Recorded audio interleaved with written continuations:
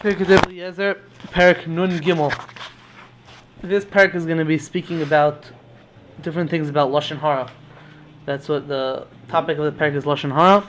It's an introduction to the next parak, which is this story, a specific story about Lashon HaRa, the story of Miriam and Aaron saying Lashon HaRa about Moshe Rabbeinu, which we started in Parak Yudalad. One of the recurring themes of Parak Eliezer is the 10 times that it says about Hashem coming down to the world. You read a Lashon of Hashem coming down and very openly intervening in the world.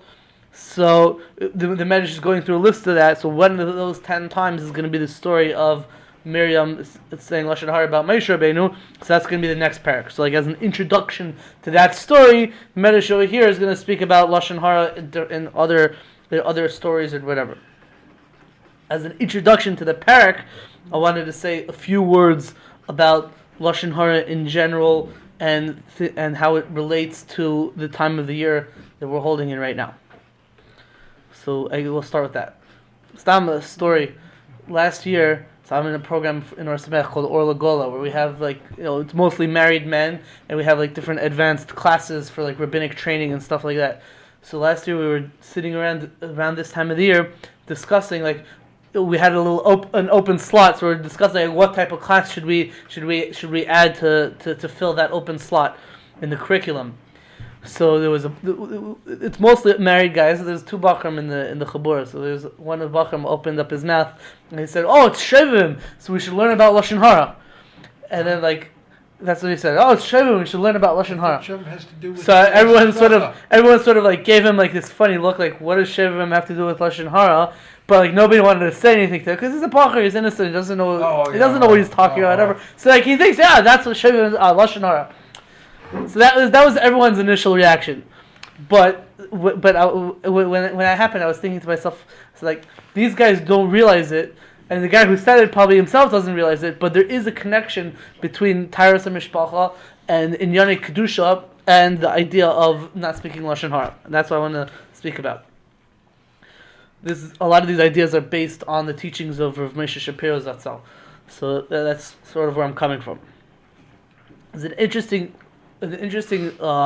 phenomenon, calendrical phenomenon about Shovavim.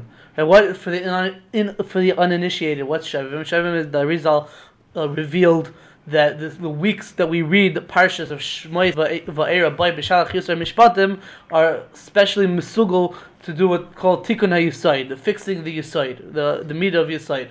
Right, that's the Arizal writes. So these are the weeks of Shmois Va'era Bay B'Shalach Yisrael Mishpatim, and Rosh Tevis of those parshas is Shovavim. As an interesting thing, Shovavim is dependent on the week of the parsha of the week, so it doesn't really fit so much into a set time in the calendar. But every year, it would, because every year you read. Right. So the calendar hasn't changed yet. Right. So basically, what it is that every year Shovavim will start before the month of Shvat, sometime in the month of Tevis, and then continue through the entire month of Shvat. This year it ends with the last day of Shvat, but usually it also goes into the first week or two of Adar, especially if there's two Adars or whatever. Right, that's the idea. So there's a special connection between the idea of Shovavim and the month of Shvat. So what's the connection between Shovavim and the month of Shvat? So what's the idea of the month of Shvat? What does the month of Shvat represent? The month of Shvat represents in the beginning of Mesachos Rosh Hashanah, that in the month of Shvat is Rosh Hashanah for the fruits of the tree, right? What day of the month of Shvat is it? So that's Machlekes Beis Shammai and Beis Hillel. Beis Shammai is the first of Shvat, which was earlier today, Rosh Chodesh Shvat. Beis Hillel holds that it's Tesvav Shvat, Tu B'Shvat, the 15th of Shvat, right? That's how we pass on L'maisa. But there's the idea that when the theme of Shvat is bringing in the peiros, bringing in the fruits of the tree, right?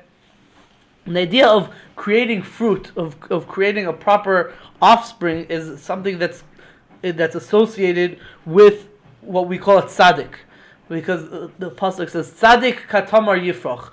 A tzaddik sprouts out like a date fruit. So that's the idea of a tzaddik, is making off fruit. We'll explain exactly what way a tzaddik makes off a fruit, but that's the idea of a tzaddik. The quintessential tzaddik the quintessential tzaddik is Yosef HaTzaddik, right? He's called Yosef HaTzaddik in Chazal, and in Piyutim that we say he's called Yosef HaTzaddik. He's the quintessential tzaddik. The idea of tzaddik is also kashur to what we call the sphere of Yesod. We've spoken in the past about Chesed, Gevura, Tiferes. That Chesed is a focus on the giving, on the mashpia. Gevura is a focus on the receiver or holding back hashpa. Tiferes is that perfect storm, the happy medium between giving and receiving in a balanced way. That's what Tiferes is. And in the same way that Tiferes does that is the middle of Chesed and Gevura. So Yesod is the same thing, because it goes Chesed, Gevura, Tiferes, and then Netzach and Hoid is is on like the next darga, and then Yesod is the third one of those. So Yesod is a continuation of Tiferes. So Yaakov, if Avram, Yitzchak, and Yaakov is Chesed, Gevura, Tiferes. So when Yosef comes along, Yosef is a continuation of Yaakov. He mimics Yaakov. El Toldos Yaakov Yosef. So if Yaakov is Tiferes, Yosef is Yesod. Right? Tzaddik Yesod Olam. So there's the connection between the tzaddik and this midah of Yesod. It's the foundation. Right? That's the idea of Yosef HaTzaddik. And we say by the Ushpizin on Sukkot. So the 7 days of Sukkot, and the Mukubalim in Nusach Sfarad has it that the 7 days of Sukkot, we have the 7 Ushpizin correspond to the 7 spheres. So the first 3 is Avram, Yitzchak, Yaakov, right? And then that's Chesed, Gevura, Tiferes. And then you have Moshe, Aaron, David. Moshe, Aaron, Yosef, David. Right? So Yosef is the 6th one, and the 6th one is the sphere of Yesod. So Moshe, Aaron is Hoid and Netzach and Hoid, and then Yosef is the 6th one, which is the idea of Yesod. And that's associated with the month of Shvat. Yosef is associated with the month of Shvat. Why? Because there's 2 ways. We know that there's 12 months, and then there's 12 Shvatim. And there's different ways of making the 12 months correspond to the 12 Shvatim. There's one way that you count the 12 Shvatim in the order of how they traveled in the Midbar. So according to that, the order would start with Yehuda, Yisachar, Zvulun, and then Reuven, Shimon, Gad, etc. That's one way of counting the months of the year. The other way of counting the months of the year is the order of birth. So the first one is Reuven, Shimon, Levi. Right? Reuven, Shimon, Levi is Nisan. Reuven, Shimon, Levi is Nisan, Iyar, Sivan, etc. Right? If you do that, Yosef. How is Reuven, Shimon, Levi, Nisan, Iyar, Sivan? That's Tammuz of El. What? Reuven is connected to Chodesh Tammuz of El, no? There's 2 ways to count it. You can count it either. It is Nisan Yehuda, because Yehuda was the first one to travel, or is Nisan Reuven, because Reuven was the first one born. So if you go in the order of birth, and that's the order that the Sefer Yetzirah goes with, so it comes out that Shvat, which is the 11th month, corresponds to Yosef HaTzaddik, who is the 11th child born to Yaakov Avinu. You don't do Ephraim and Menashe. Right, you don't do Ephraim and Menashe. You're doing Levi. Right, you put Levi in, and Yosef is counted. I saw both ways over there in Yitzirah. Okay. Could be he talks about both, but there's an idea that Yosef is kashur to the month of Shvat in this way. And the idea is pashut because Yosef is called a tzaddik. He's someone who was midas Yesod, because Yosef had the opportunity to be mashpia with Ashes Potifar, and he was able to hold himself back and not do it. So because he did that, he was channeling his ability to be mashpia in a kosher way instead of in a non-kosher way. That's the idea. That's why Yosef is the paragon of the tzaddik Yesod Olam, right? And when Yosef wanted to reveal himself to his brothers, so he said, "Kifia medaber eleichem," my mouth is speaking to you. And Rashi and Ramban say that what did Yosef do? He showed them 2 things: one, that he spoke Lashon HaKodesh, and one, that he had a bris milah. So we'll get back to in a few moments. But these are the two elements where the tzidkus of a tzaddik manifests itself in the area of speech and in the area of reproduction. Right, Yosef spoke Lashon HaKodesh, meaning he was speaking in a positive way. He connected himself to positive speech, and he had a bris milah, meaning he was showing his brothers that he used his reproductive powers or abilities for good and not for bad. Right, and on the other hand, Yosef's brothers, so they looked at Yosef in sort of in the opposite way. They looked at him that he was saying Lashon HaRa about them. Right? And as a result of saying of assuming that Yosef is a Lashon HaRa type of person, so they said, "Oh, when we go to Mitzrayim and we look for Yosef, where did they go?" The Medrash says they went. The first place they went was to the houses of ill repute. That's where they thought they would find Yosef, because he speaks Lashon HaRa. So he's that type of person who's not makpid on what he uses his power of speech and his power of reproduction for. So that's where he's going to be. So the two things go together, the power of speech and the power of reproduction. In the month of Shvat, Rosh Chodesh Shvat, which was earlier today, Rosh Chodesh Shvat is a day that's mentioned in the Torah. It says in Parshas Devarim, begins on Rosh Chodesh Shvat, right? In the 11th month, on the first of the month, Diber Moshe al Kol Yisrael, Moshe Rabbeinu spoke to all of Yisrael, Be'eretz HaTorah Azos. He explained all of the Torah to Klal Yisrael on the first day of the 11th month of Shvat. That's Sefer Devarim. Sefer Devarim begins on Rosh Chodesh Shvat. Sefer Devarim, and a month and 7 days before Moshe Rabbeinu died. Sefer Devarim, as well as Sefer Shmais, both begin with more or less the same word. Sefer Devarim begins with the word Eila Hadvarim, Asher Diber Moshe, right? Eila, and Sefer Shmais begins with not Eila, but Ve'eila. Ve'eila Shmais B'nai Yisrael. So there's a connection between these two and the word Eila. It's brought down from the Mekubalim. I saw it in the name of the Megala Mukais, but I didn't find it in the Sefer Megala Mukais, so I don't know, I can't say for sure the Megala Mukais says this, but the Sfarim HaKadoshim say that Eila is Rosh Tevis Avak Lashon HaRa. Avak Lashon HaRa means the dust or the powder of Lashon HaRa. Well, what does that term mean? What does that mean to us? What is the term Avak Lashon HaRa? So it's an allusion to a Gemara in Bava Basra. Gemara in Bava Basra says, Kuf Samech Chem Aleph. The Gemara in Bava Basra says that a majority of people are not saved from the sin of theft every single day. A majority of people stumble in the sin of theft. A minority of people stumble in the sin of arayas, of illicit sexual relations, and everyone stumbles in the sin of avak Lashon HaRa, of the dust of Lashon HaRa. It's not necessarily literally complete straight out Lashon HaRa, but something that's almost Lashon HaRa, could be Lashon HaRa, a question of Lashon HaRa, that everyone does. That's what the Gemara Bava Basra says. So that's Eila Shmais B'nai Yisrael, Ve'eila Shmais B'nai Yisrael, and Eila Hadvarim, which is Rosh Chodesh Shvat. You see an allusion to Lashon HaRa, Avak Lashon HaRa. Avak, the Chassam Sofer says, Avak is Rosh Teva's Eis Bris Kodesh, the sign of the holy covenant, of the bris milah. So there you have in Eila, which is Rosh Chodesh Shvat, which is the beginning of Shovavim, and the beginning of Sefer Devarim, which is also Rosh Chodesh Shvat. You have Lashon HaRa, an allusion to Lashon HaRa, and an allusion to the Kedushas Bris Milah, to Shmiras HaBris, to Tikkun HaYesod.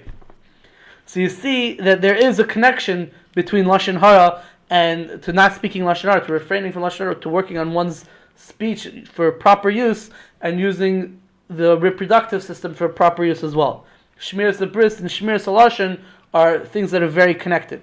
And the Sefer Yetzirah also says that the bris hama'or, what he calls the flesh, the covenant of the flesh, meaning the bris milah, is mechuven keneged bris halashon, corresponds to the covenant of the mouth. Just like the bris milah is supposed to be used for proper things and not for improper things, so the bris of the mouth is also supposed to be used for proper things and not for improper things. And that's what we mean, that the month of Shvat is associated with the creation of fruit, of the creation of creating offspring. There's two ways that a human being can create offspring. One with his mouth and one with his reproductive organ. With the reproductive organ, a person can create children. Right? With the mouth, you can create Talmidim. The Gemara says, "Kol malamed ben chaveru Torah ki'ilu yoldoi." A person who teaches the son of his friend the Torah, it's as if he gave birth to him, right? So the mouth also has the ability to create pairs. The mouth and the reproductive organ both have the ability to create pairs. And in the month of Shvat, the idea is that we're supposed to focus on the correct way of creating pairs. Meaning, just like you don't want to use the bris milah to create, let's say, you don't want to create a guy by having relations with a non-Jewish woman. You don't want to create a mamzer by having relations with the rayas, right? You want to create a kosher Jew. So too with your mouth, you don't want to create bad things. You don't want to use the mouth for nivel peh, for Lashon HaRa, for rechilos, for Motzei Shemra. No, you want to focus on using the mouth for creating pairs, for limud Torah, for tefillah, for chesed, for all the good things and not for the bad things. And let's Chazal say that the Shlomo Melech says this, pasuk in Mishlei, Mavis v'chayim biyad loshen, loyavel yechal pirya. Mavis v'chayim biyad loshen. Death and life is in the hands of the tongue. The person's tongue can decide what his fate is going to be. Is he going to use his tongue for good? Is he going to use his tongue for bad? Is he going to use his tongue to continue creating offspring for good, or not for good? Loyavel yechal pirya. That if he uses his tongue properly, he's going to eat from the fruits of it. So see that the fruit, that's what it means, the fruits, the creation of fruits. So that's the idea of Shvat and Shovavim, and that's what it has to. So in the end of the day, it comes out that Shovavim does have to do with Lashon HaRa in the same way that it has to do with Tikkun Yesod, because it's the same idea that you have an ability, a person has an ability, and you could use it for good or bad. And in Shovavim, we want to focus on using it for good and doing tshuva for using it for bad. So the same thing with the bris milah, and the same thing with the mouth, that a person can use his mouth for good and bad, and we want to do tshuva for using it for bad and focus on using it for good. That's the introduction. Now, with these words said, we'll start what the Medrash says. Says the Medrash, opening words: Kol hamalshin adam b'seiser, anyone who slanders his friend clandestinely, or the other girsa is Kol hamesaper Lashon HaRa, anyone who speaks Lashon HaRa, ein lo chelek le'olam haba. He doesn't have a portion in the world to come. Very strong lashon. Shneimar, it says in the pasuk, Miloshoni b'seiser re'ehu oisay atzmis. A person who slanders his friend clandestinely, oisay atzmis, I will cause him to constrict. I'm going to hold him back from going to Olam Haba. Because of Echad Omer, and another pasuk says, Orur Maki Re'ehu Basaser. Cursed is he who hits his friend clandestinely. And we're understanding that what does it mean to hit someone if I go over to you and I smack you in the face, it's not clandestinely, I just did it right in your face, right? So how can I hit you clandestinely? Rather, it doesn't mean literally that I hit you, it means that I somehow affected you adversely, but I did it paseser, I did it hiddenly, by speaking against you to somebody else, even if it's true, right? Lashon HaRa is even if it's true, I'm considered a makir re'ehu baseser, and the klalos that are brought in Parshas Kisavoy, one of them says, makir re'ehu baseser, he gets a special klal, he gets a special curse from the Torah. Okay, so there's a few things to speak about over here. First of all, it's a very strong lashon. It said anyone who speaks lashon hara ein lechelek l'olam haba. The Radal points out that it's also mentioned in a brayso in Derech Eretz Rabbah. It says over there, hamasaper lashon hara ein lechelek l'olam haba. A person who speaks lashon hara doesn't have a chelek in l'olam haba. Here it says kol hamasaper lashon hara. It's even stronger. It's more inclusive. Call anyone who speaks lashon hara ein lechelek l'olam haba. The Radal makes another point. He says that the Rambam in Hilchos Tshuva Perek Gimel Halacha Vav, the Rambam gives a list of all the different people who don't have a chelik in Olam Haba. And one of the people the Rambam lists is a Baal Lashon Hara. So the Radal says, the Rambam also passes like this Medrash. And then the Radal asks in parentheses, it says, and it's interesting that all the Mefarshim, like the Kesef Mishnah, the Maggid Mishnah, who their whole purpose of existence is that they're trying to tell us, the reader, what are the sources to the Rambam's halachas, right? They bring all the sources. They don't point out what's the Rambam's source that a person who's a Baal Lashon Hara is ein lechelek l'olam haba. But the Radal says l'chor it's over here in Pirkei Eliezer. That's what the Radal's taina. I think it could be that the Radal is a shtickle wrong over here, because I don't think this is the Rambam's source, and I don't think that the Rambam is going like our Pirkei Eliezer. Why? Because the Chafetz Chaim Zatzal in his Sefer Chafetz Chaim in Klal Aleph Ber Mayim Chaim Ois Vav, he brings the Rambam, that the Rambam says a person who's a Baal Lashon Hara doesn't have a chelik in Olam Haba, And he explains what the Rambam is. What does it mean to be a Baal Lashon Hara? So the Chafetz Chaim explains that a Baal Lashon Hara is somebody who's ragil, v'tamid. He's regularly. That's not really him, anyways. That's like the picture of the Sheikhet of Radin or something. Wait a second. No, in the video though that they just discovered. That he doesn't look like that. Yeah, well, he looks very close to that. Very close to see that. That's pretty close. No, it is in the picture. I saw a picture and he looks like that. When he was younger, he looked like that. In the video, he's much older. I don't know. I heard from They descendants. say that there's no actual picture of him. Yeah. I've heard from descendants of the Chafetz Chaim that they know that that's not him. Yeah. Oh, I've heard the opposite also. I heard that. Yeah, but they say it's an old passport photo or something like that. But in the video, it They looks say that it awful was the Sheikhet and Radin or something. I've heard that. in the video, it looks I've awful heard like that it him. is him, Though. though. It looks almost exactly I the don't same like him. I've heard that we've never seen a real picture of him. This is the video you could get between him and the Shochet, and we've never seen it. And then we found the video, but you say you saw a picture of him as a younger man. I'd love to see that. What a black and the white video picture. looked like? The video looked a little like they Riddler. It was the It white. looked almost beard. exactly. What? The video. The video that we saw looks almost exactly like this picture. Yeah. It's almost I don't know, exactly I'm It's hard I- to tell what he looks like in the picture, but the white beard is the same length. the same eyes, nose, ears. Not sure. I don't know. It, And it's a second to video too. It looks like Yeah. almost the exact I same also heard person. it's- Look, because someone took a still from that video and they were selling pictures of the Chafetz Chaim in the mirror. Oh. It's a real picture of the Chafetz Chaim from the video, and it's not. It doesn't. If you look at it closely, it doesn't look so much like that. The Gara does the nose, the ears, the eyes. It's almost the Could be. same. It could be. I'm wrong. I don't know. This is what I've been told. Listen, photography has advanced so much because I remember in the 50s, Yeah. somebody bought special film and took a color picture of somebody. We had to take it to develop it. We had to take it to a special camera store where they developed color film to make a color thing, and it was very expensive. And in the 80s, everybody had color film, and now nobody uses film. Now nobody uses film at all. That's right. So, I mean, And this is a video. Except for my mother-in-law, she uses 1930. film. And then she goes to the supermarket and says, "Do you guys still develop disposable cameras?" And they're like, "What is this?" I have a couple of disposable cameras. I want to save them for my grandchildren. They should go in a museum. Yeah. Al Kapanim, so the Chafetz Chaim in his Sefer, he brings the Rambam and he says that a Baal Lashon Hara is a person who's always speaking Lashon Hara. That's what he does all the time.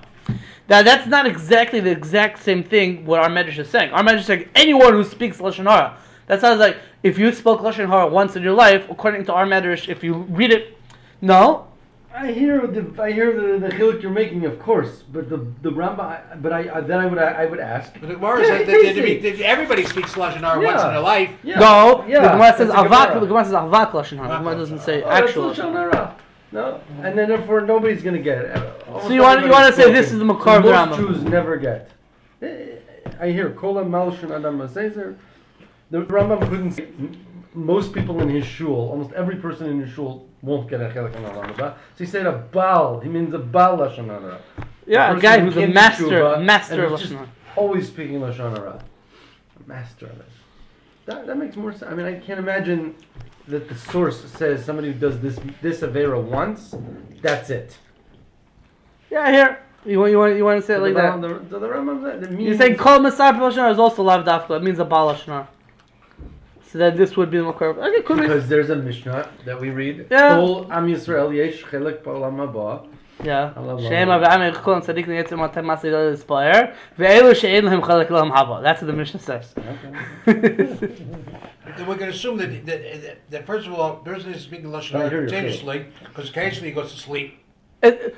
Yeah.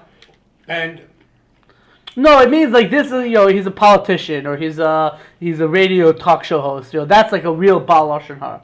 The guy who's always schmoozing during Kriyas Torah about other people Yeah. and never actually listening. Yeah, I once saw. Just like I saw a few now. What's it called? Oh yeah, at least it's not the same exact expression used. The Rambam says Baal Lashon Hara, and our Medrash doesn't use that expression. That is a kasha on this. Let me say like this. The Radal also brings from the Gemara in Erechim that the Gemara in Erechim has a like this. If a person speaks Lashon Hara, could he have a tikkun? So Gemara says, one opinion says, Siper yesh takana b'divrei Torah. A person who speaks Lashon HaRa, he can fix his avera by using his mouth for proper things and using it for divrei Torah instead of Lashon HaRa, and that would be a tikkun for the avera. And the other opinion, the Gemara says, no, once you did it, the ein le takana. So the Radal says that doesn't mean ein le takana that you've automatically lost your chelik in olam haba. Ein le takana means that you could get punished in olam hazeh, and ein le takana to get saved from punishments in this world, but you could still get olam haba even if it's what the Gemara calls ein le takana. Yeah, but you got to be careful because I'm sure we're going to learn that Miriam certainly didn't mean her brother no harm. So we'll speak about the story of Miriam, and we'll get there. We'll get there. She wasn't out to put him down. Yeah. No harm. So this is an interesting point over here. The Medrash we brought two psukim that tells you that if you say Lashon HaRa, ein lechelik lam haba. So the first pasuk says Oisai atzmis. I'm going to constrict him. So I can hear why that has to do with olam haba. But the second pasuk was a little bit more difficult to understand. It says, now this is one of the klalas that they say Har Eval. Cursed is he who hits his friend clandestinely, which we're interpreting to mean Lashon HaRa. In fact, the Baal Turim over there says that Basaser is Gematria Lashon HaRa. Right? Basaser is 662, and Lashon HaRa is 661, plus the Kailal is 662. Right? The Kailal. You're allowed to be off by one, right? The Gematria is, right? So 661 plus 1 is 662. But where do you see from that pasuk that you lose your chelik in olam haba? You just see that you're cursed. So the Radal says that the point of of bringing this pasuk over here is not to tell you that you lose your chelik in olam haba. That you don't see from this pasuk. All you see from this pasuk is that the Torah looks at it as a bad thing. It's even it's not a din. The first pasuk was in Tehillim, so you say, it's only midivrei sefer, it's Kabbalah or whatever. But this pasuk it's a pasuk in the Torah. So the pasuk deraisa that says that there's something wrong with saying Lashon HaRa. Orur, a person is cursed. So the Dal says that Orur, the degree of prohibition of Orur in general is actually a more lenient type of prohibition. He brings a raya, and I have another raya to it. There's a Gemara in Saita on Lamed Zayim and Aleph.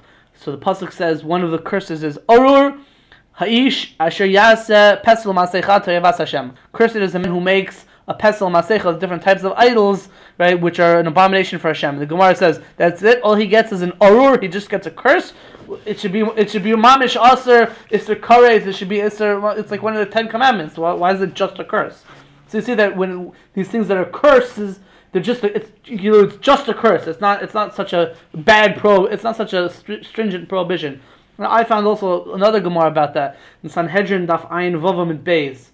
So the Gemara in Sanhedrin says that by talking about arayas, so Rabbi Kiva says that the prohibition of a person having relations with his mother-in-law only applies while his wife is still alive. Right? Just like there's an isser of marrying two sisters, right? But if you marry a girl and then she dies, you're allowed to marry her sister because it's only marrying two sisters while they're still alive. Edelstein did that. Could be. A lot of people have done that. David HaMelech did it. He married Meirav, the daughter of Shalom HaMelech, and then he married Michal Bat Shal. Where do you see marrying Meirav though? What? Where do you see the marriage taking place? You don't see it in the pasuk. We see it in Chazal. Yeah. Yeah, everybody knows that if your wife dies, you marry her sister. Right. So even made a movie about it. No, but where do you see in Chazal To fill the void. Could be. Where do you see in Chazal that he married Meirav? I don't remember offhand, but I'm pretty sure it's in Chazal. No, not that long ago. Seems like a different guy married her. And then it was a from movie. Who Because Palti that's ben when Laish? he was Palti dressed ben Laish? fiercely. no, it's a different story altogether. That's Michal. Yeah, Yes, my wife told me. It seems about like Meirav was supposed to get married to them, and then someone else got married to her. And then that person, I don't know, died or something. So David brought up her children. She brought up the children of the. Yeah, If there's you also can marry such your a mother, Chazal. if you can marry your mother-in-law, Well, I'll tell you. So Rabbi Kiva holds that when a guy's wife dies, you're allowed to marry the mother-in-law because the mother-in-law is only prohibited as long as the wife is still alive. But Rabbi Kiva says But if you marry your mother-in-law, you get this klala. It's a prohibition, but it's a lower level prohibition. The klala says, I thought you're not allowed to marry a woman and her daughter. So if your wife, if your wife dies, can you marry her daughter from her first marriage? I don't know. I'm not sure. From 1 second, I'm pretty sure that there are achronim that say that according to Rabbi Kiva that would be the same thing. But again, when I said that Rabbi Kiva says you're allowed to marry her, I don't literally mean you're allowed to marry her. I'm saying it's not the same degree of erva that like if you do it, you chayiv what's it called for a chamoisa, for your mother-in-law, you marry your mother-in-law, you're chayiv streifa. Right? It's a death, you get kares, whatever. Rabbi Kiva says, no, you don't get kares, you get streifa. All you get is an orur. It's also to do it, all you get is the orur. Orur sheichevim chesantoi. That's the lashon of the pasuk. And he says that that's talking about marrying your mother-in-law after your wife had already died. That's what Rabbi Kiva says. So you see that Rabbi Kiva understand. I don't think we pass it like Rabbi Kiva anyways. But the point is that Rabbi Kiva understands that orur is a lower level of prohibition than a regular prohibition. So that's what I wanted to bring out from that Gemara. So over here, when we're learning orur, make re'ehu basoser, we're not proving from here, we're just pointing out that there is the Torah itself already speaks about the Isser of Lashon HaRa. And it's at least an orur. Okay, another point is like this Lashon of orur make re'ehu basoser, right? So I translated the word basaser as clandestinely. The Marzu proposes that no, that's not what the word basaser in this context means. It can't mean hidden clandestinely or whatever. Lashon Hester or Halama. He says that Marzu says that's not what basaser in this context means. Rather, he says basaser is a lashon of stira or soiser, meaning destruction. Stira is a destruction, or a soiser is to destroy something, right? So this is what it means. Makei re'ehu basaser. He hits his friend to destroy him. He's hitting his friend destructively, meaning he's speaking badly about him. Right? That's what he says. Basaser means. The other curses in that area there are all clandestine things that you do. That's true. Moving your boundary, things like that. Yeah. But he says that the word basaser in this context refers to doing it destructively. You're being soiser, you're destroying his parnasa, you're destroying his livelihood, you're destroying different aspects of his life by saying bad things about him. He's going to bring a raya from the continuation of the Medrash, which we're going to see right now. Says the Medrash, you should know that this is true. Meaning, Pashtus, what it means is that you should know that it's true that speaking Lashon HaRa is something that's destructive. We're not saying that speaking Lashon HaRa is something that causes you to lose your chelik in Olam Haba, because you're not going to see that from the proof that we say. So it's talking about you should know that it's something that's destructive. The Radal is different, we'll say it in a moment. How do you know? Boyrei, come and see, min hanachash, from the serpent, the snake. Shehilshin la'adam ula'ezrai. He slandered to Adam and to his helper, meaning to Adam and Chava. He said slander against Hashem. Or the other girsa is Shehilshin bein Adam l'Hakadosh Baruch Hu. He said slander between Adam and HaKadosh Baruch Hu. This is a reference to what we said in Parak Yud Gimel, that the snake told Chava that, you know why Hashem told you not to eat from the Eitz Hadas? Because He knows that if you eat from the Eitz Hadas, you're going to become as smart as Him, and He doesn't want any competition. So that's why He told you not to eat from it. So the Nachash was saying Lashon HaRa. Actually, in this case, it's like Motzi Shemra against Hashem, right? So the Nachash spoke out against Hashem. He said Lashon HaRa against Hashem to Adam to Chava. Ve'erer Kadosh Baruch Hu, and Hashem cursed him. She'eh ma'choloi ofar, that his food should be dirt. Shneimar ve'ofar teichal kol yemei chayacha, and you shall eat dirt all the days of your life. So you see that saying Lashon HaRa is very destructive to a person. You say Lashon HaRa, you get punished, like the snake got punished, that he's only going to be able to eat dirt. And we said in Perek Yudalet, actually, we said that the snake actually had 10 different curses that are irrevocable curses that Hashem put on the snake, that even in Yosef Mashiach, the snake is going to keep those curses over there. So saying Lashon HaRa is something that's irreversible, and the punishment for it is very difficult to overturn. And the Radal says that it's sort of over here we're bringing a proof from the snake because it's the same idea that the snake did something, and then even in the future, what the snake's olam haba would be, he doesn't get his punishment overturned. So too, a human being who says Lashon HaRa, he'll lose his chelik in olam haba. So the Marzul said that we're proving that Lashon HaRa is destructive. Radal says that no, we're proving even more that not only is Lashon HaRa destructive, but it also causes a person to lose his chelik in olam haba, which is the opening line that the Medrash said in this parak.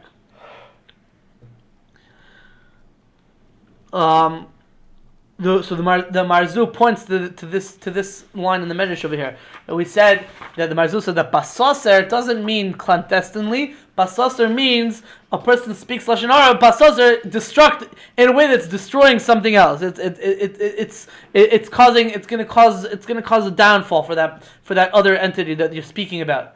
Right? So something's going to happen to that other entity, so to speak. Right, so he says that, well, if we're bringing a proof from the story of the Nachash speaking about Hashem. So did the Nachash speak clandestinely about Hashem? Obviously not, because you can't hide, you can't run. There's nowhere to run, nowhere to hide from Hashem. Right? So obviously the Nachash wasn't speaking, so to speak, clandestinely. So how can you say it's basaser? Rather, it means it was destructive. The speech that the Nachash said against Hashem was destructive. Okay, right there. Now we're going to speak about a story where Bnei Yisrael said Lashon HaRa about Hashem, and they got punished for it.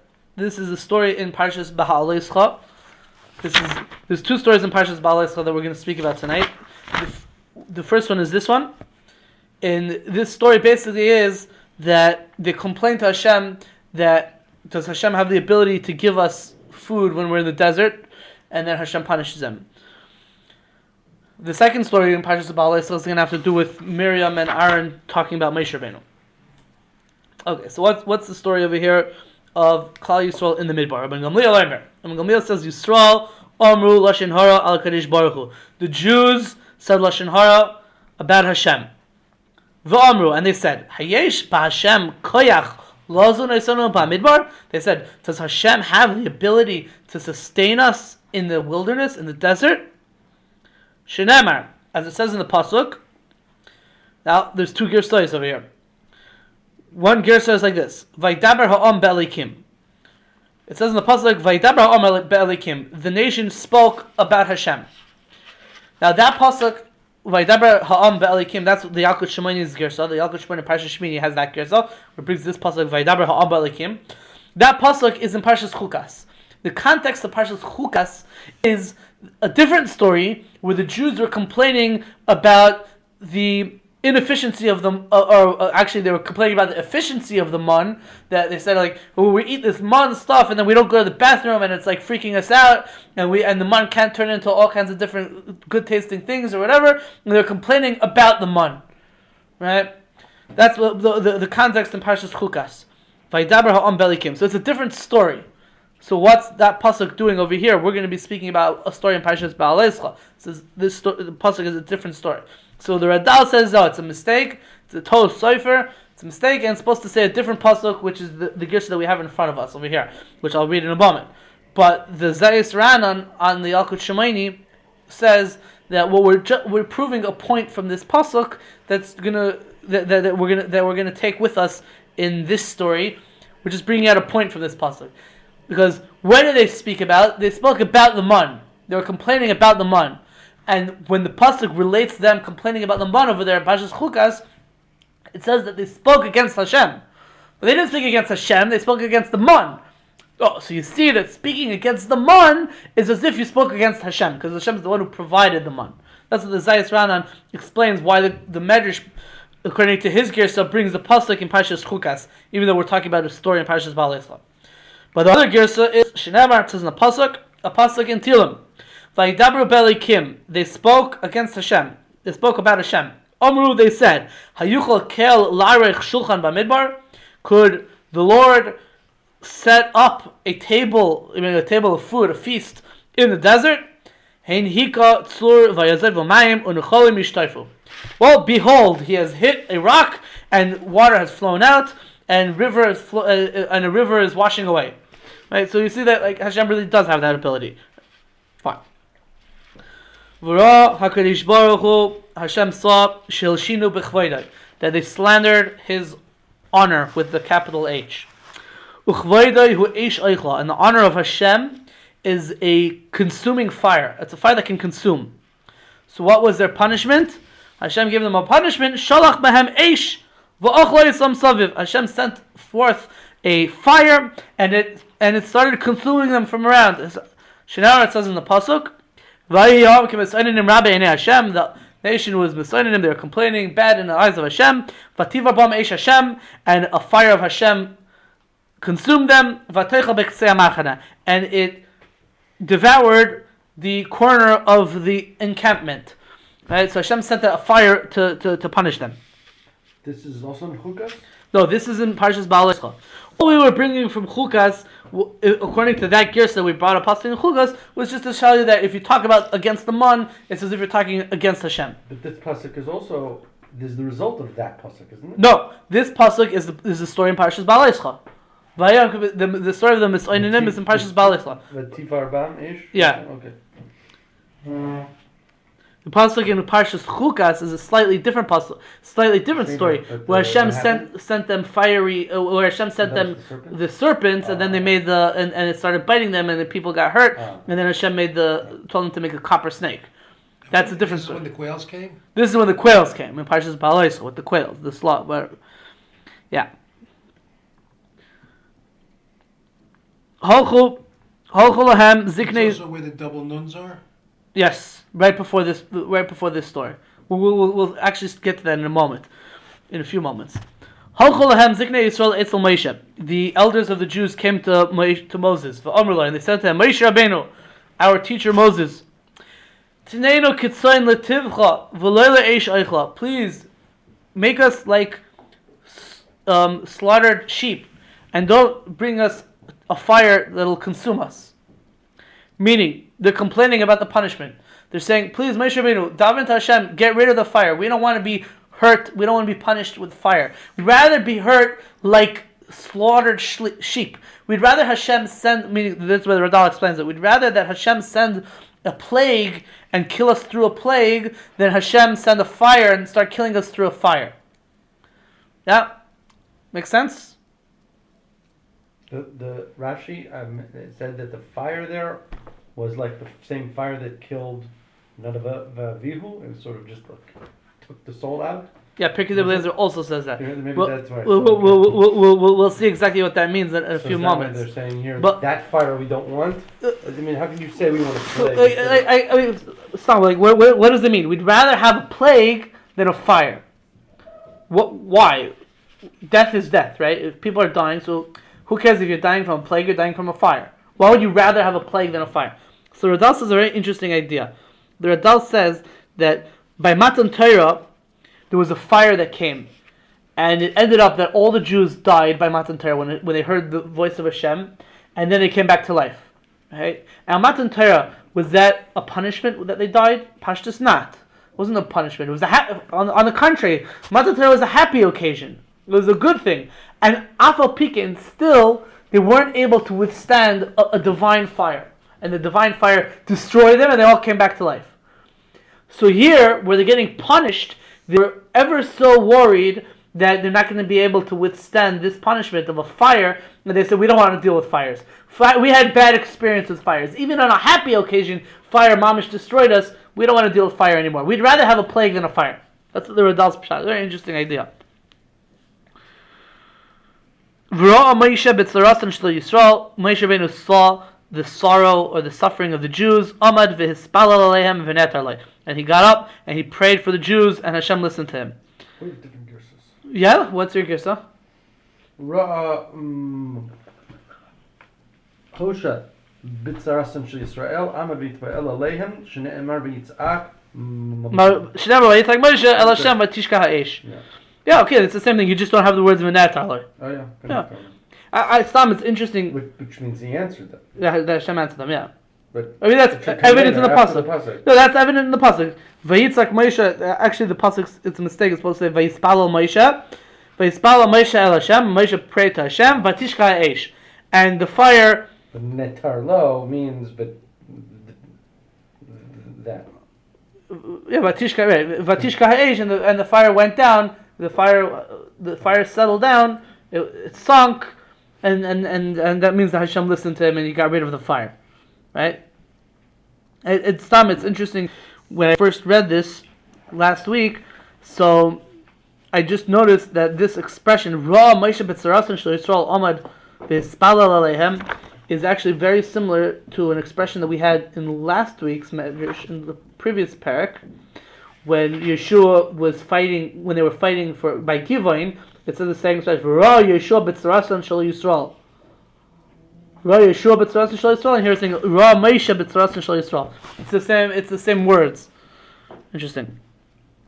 Vatishka eish, right? And the fire went down. But like Shkia Sachama, where the sun goes down. So Vatishka eish, the sun went down. Died down. The sun died down. The flares of the sun abated.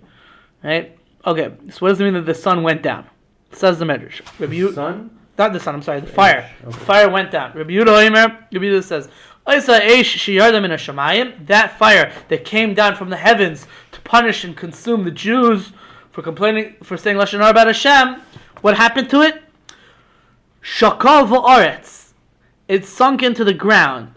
V'loy chazra l'mekoyma, and it didn't return to its place. Lashamayim, to the heavens. Actually, in Yalkut Shemaini, in Parshas Shmini, it doesn't have the word Lashamayim, and in Parshas Baalei Yisrael, it does have the word Lashamayim.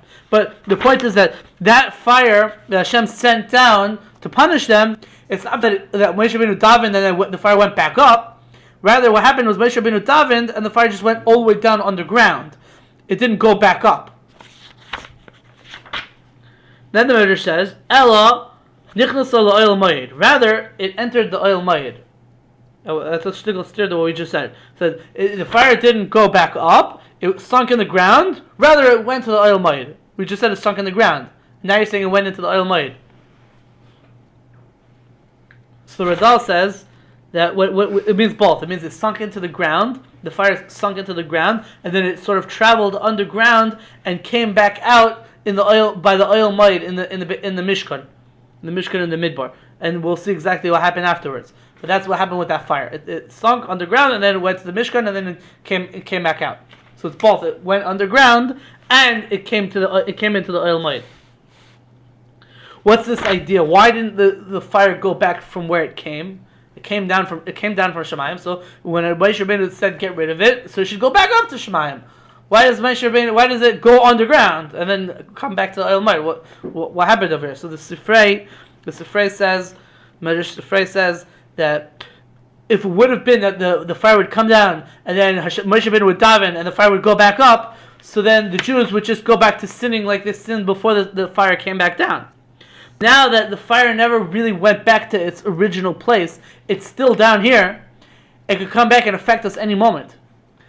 Rav Yitzchak Cairo, the uncle of the Beis Yosef, in his Pirush on Chumash in Parshas Baalei Yisrael, so he says he adds like another knetch to this, because the nature of a fire is that a fire is always going upwards. Right? A fire is always trying to go up. Right? So if the fire sinks underground, and the Jews know, they're aware of the fact that this divine fire, which comes for punishment, is underground, and the nature of fire is that it comes up, it flares up, right? So they're going to be scared to sin because it could just flare up any second. So that they're not going to repeat the same sin, right? As opposed to if the fire would go back to Shemayim, so who said the fire is going to come back down again? So then they're not scared. But if it goes down, they're scared that it might come back up. An interesting point. Rabbi Leomi Israel has another shot in what's this idea of the fire. We'll get there in a few moments. Okay, so the fire went to the oil moed, in the Mishkan. All the sacrifices which the Jews brought in the desert, that fire would come out and devour the sacrifices. Shnei, because it says the pasuk, and this is the pasuk that's talking about the inauguration of the base of the Mishkan in the Midbar. It says, "Vateitze eish milifnei Hashem." A fire came out from in front of Hashem. Vatered eish in ksiv kan. It doesn't say a fire came down from in front of Hashem. Ela vateitze eish milifnei Hashem. A fire came out. It doesn't say came down, but it says came out, which implies that we're talking about a fire that was already there. What Not about something all the korbanos that were before that, though? No, there weren't any korbanos before that. This is the beginning of korbanos. Now they're inaugurating the Mishkan. You're saying the korbanos... Mishkan was completed the end of Sefer Shmos. Besides the pit. And you got all of Sefer Vayikra. Nothing's happened? Machlokas, Rashi, Rambam. Okay, what? No, Machlekes, Rashi, and Ramban. What? They have a machlokas as to the time. And No. Ramban is holding, what is it? Yesh.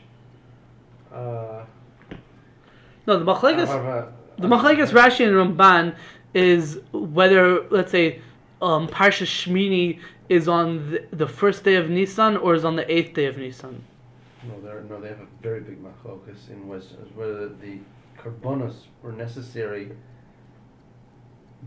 were given before the golden calf or because of that Ramban. I'm just saying that the time something hakoshesh, for instance, which is in right. There is before. It's true that there were Before it's for sure true that there were korbanos before the Mishkan. There were korbanos by Matan Torah. Yeah. And by the end of Parshas Mishpatim, we see that they brought korbanos. Atzilei Bnei Yisrael, they brought special korbanos by Matan Torah. But before Matan Torah, before the Mishkan was built, there was one fire, and this is now, from now on, it's this special fire. I thought you were asking something else, which we'll get to in a moment. But so we're bringing it right. The pasuk says "Vateitze eish." It doesn't say "Vatered eish." So you see that the fire was already there. It wasn't a special fire that came down from Shemayim. There was an interesting discussion over here that Chazal tell us that the fire that came down in the time of Moshe Rabbeinu by the Mishkan, so that fire stayed down on the Mizbeach until they built Mishkan Shiloi, and then they made a new fire by Mishkan Shiloi. Right? So Mishkan Shiloi was after the 14 years of Yeshua conquering and dividing Eretz Yisrael, more or less. Right? During which time the Mishkan was in a place called Gilgal. Right? So here the Medrash says that the fire, all the korbanos that they brought in the Midbar. What about the korbanos? According to the Gemara, it's the same fire all the way till Shiloh. So it's not just the korbanos that they brought in the Midbar, it's also the korbanos they brought in the Midbar, and also the korbanos that they brought in Eretz Yisrael all the years that the Mishkan was in Gilgal. So why does it just say Midbar? So it could be that the korbanos that was brought in the Midbar are, that was the main thing, and the korbanos, the 14 years in Gilgal, we're not we're not reckoning those 14 years as well. Like, okay, it's included in what we're talking about. We didn't have to speak it out specifically.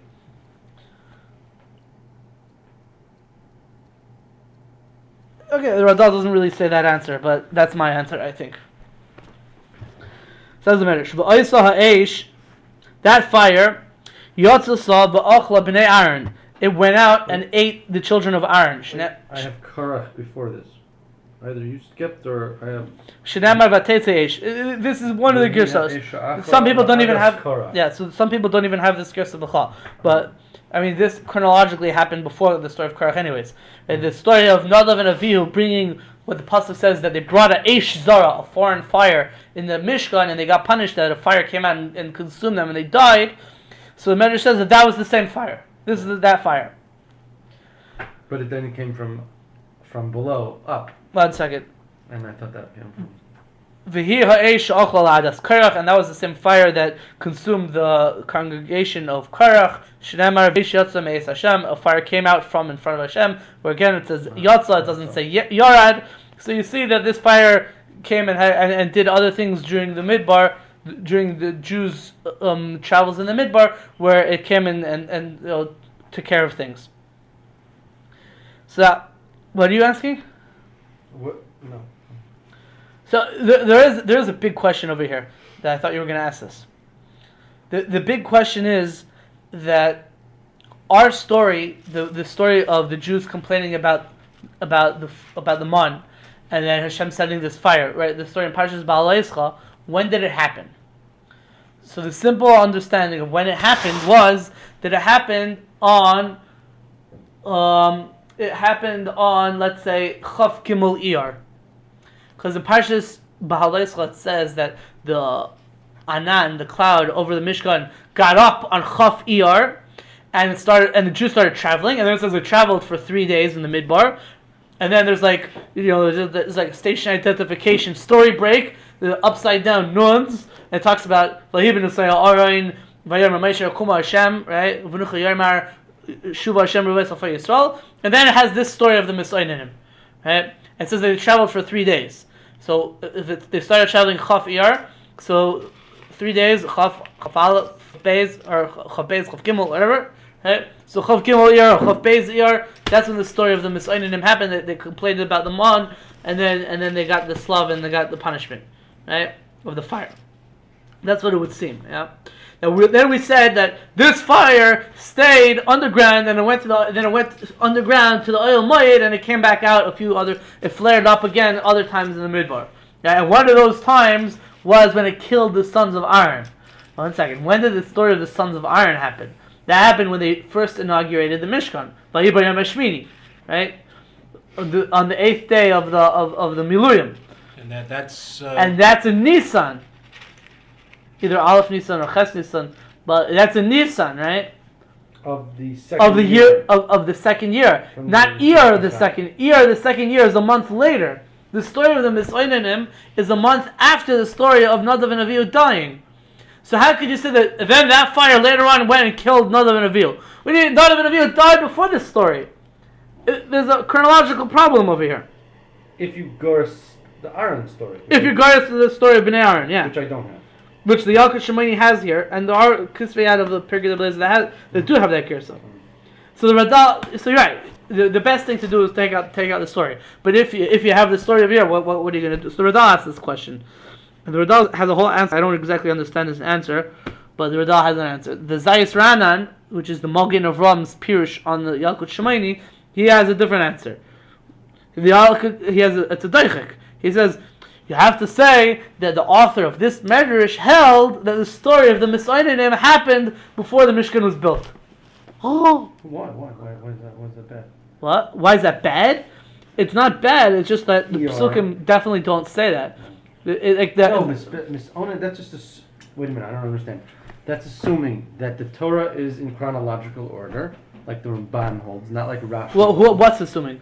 That the Mitonnenim, because it happens after the Torah says that they traveled, right, means that the Mitonnenim is happening right then and there. Right. Why can't you say that the Mitonnenim is not related to that? Just like Hakoshish. Hakoshish, I think Rashi says, was in the first year. Yeah. Meaning, even though it's...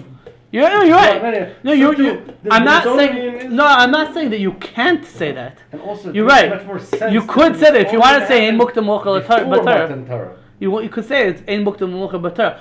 But that's Rashi, right? Yeah, that's what Rashi holds. But if you say, but nobody says that. The Zayis Ranan is saying a Chiddush that the story of the Mitonnenim happened before the Mishkan, before the inauguration of the Mishkan. That's because that's what will come out according to this Medrash. Right. You could say that, but there's no other source that says such a thing. It's a big Chiddush. It's a doichik to put that into the Psukim like that. But I'm saying you could say that theoretically if you hold that. Yeah, they said about meaning it's a theoretical possibility. Yeah, I think. I mean, according to the Zayis Ranan, I think what you have to say. There's you could sort of compare this to a different story. Okay, I don't want to say it, but there's a different story in Parshas B'Shalach where there wasn't any water and they complained about water, and then they got the rock, and Moshe Rabbeinu hit the rock, and the water came out, right? And then there was a story in Parshas Chukas where they didn't have water, and they complained about the water, and Moshe Rabbeinu hit the rock, and he got punished for hitting the rock. Yeah, Pashas, those are two different stories. Mm-hmm. In the first story, he was supposed to hit the rock. In the second story, he was not supposed to hit the rock. Mm-hmm. Right? That's the Pashtas. Rabbeinu Yosef Bechor Shor and other Rishonim as well say that no, it's really the same story. he was never supposed to hit the rock. In Parshas Bishalach, we weren't focusing on what Moshe Rabbeinu did wrong. We were just focusing on the net outcome of what he did was that he hit a rock and water came out, so we spoke about him bringing water. Later on in Parshas Chukas, we bring the exact same story, but we're focusing on a different point in the story that Moshe Rabbeinu did something wrong, and that's why he gets punished, that he doesn't go to Eretz Yisrael. That's what Rabbeinu Yosef Shor says. And it's the same story. So like, you could sort of say that the Mitonnenim is like the same story as something else in like Parshas Bishalach, where something like that. I don't know. I don't know exactly how to answer it. That's huge. Because we don't have any hint of them complaining about the man before ER, before they started traveling. Pashas what's it called? You know, the Chassam Sofer, the famous Chassam Sofer says, like, what's the significance of Lag BaOmer? So Chassam Sofer says because when they went out of Mitzrayim, so they had their own provisions. They brought their ugais matzos, right, etc. And that lasted from Tesvav Nisan when they went out all the way a little bit over a month to Yud Ches Iyar.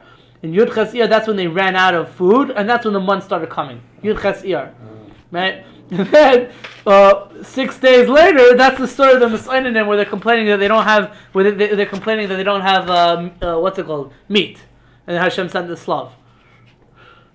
So Sofer says something else also about Lag BaOmer. Yeah, I know. They shouldn't make all the. So the Chassam Sofer is also saying that it was before Matan Torah. No. Yeah. What? That's what the Chassam. That's what comes. Oh, I'm sorry. I'm off by a year. I'm sorry. I just made a complete mistake. Okay. I made a foolish mistake. What I'm off by a year. do you mean? The Chassam Sofer said that the month started coming on Yud. You're right. The Chassam Sofer said Yud Ches Iyar, first year.